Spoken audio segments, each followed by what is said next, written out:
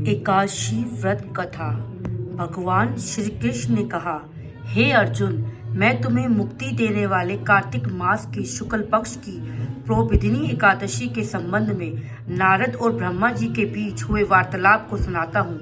एक बार नारद जी ने ब्रह्मा जी से पूछा, हे पिता, प्रबोधिनी एकादशी के व्रत का क्या फल होता है? आप कृपया करके मुझे यह विस्तार पूर्वक बताएं।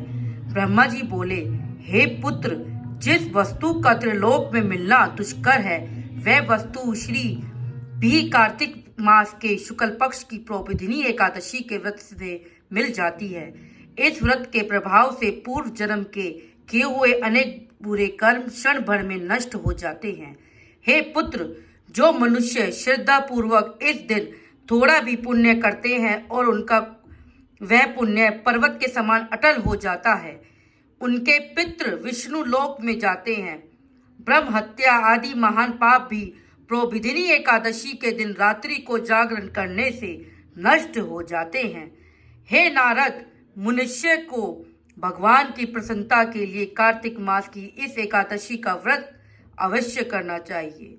जो मनुष्य इस एकादशी व्रत को करता है, वह धनवान, योगी, तपस्वी तथा इंद्रियों को जीतने वाला होता है, क्योंकि एकादशी भगवान विष्णु को अत्यंत प्रसन्न है। इस एकादशी के दिन जो मनुष्य भगवान की प्राप्ति के लिए दान, तप, होम, यज्ञ, भगवान जब भी परम यज्ञ है, यज्ञानम जप यगोसम यगो में जप यज्ञो, मेरा ही स्वरूप है, श्री भगवत गीता आदि करते हैं, उन्हें अक्षय पुण्य मिलता है।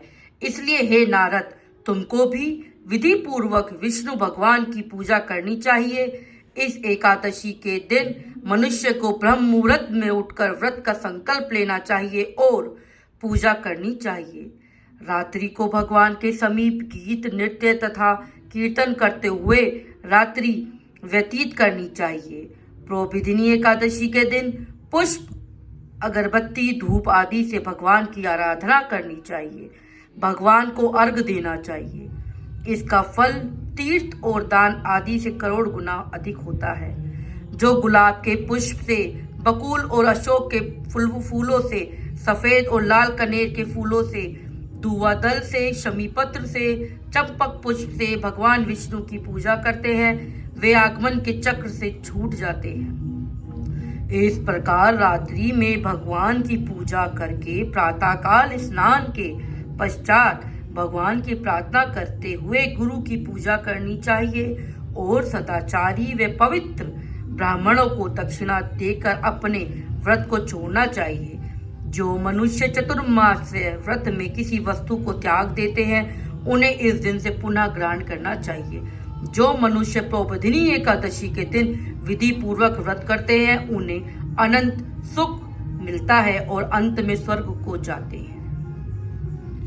यह थी एकादशी की व्रत कथा।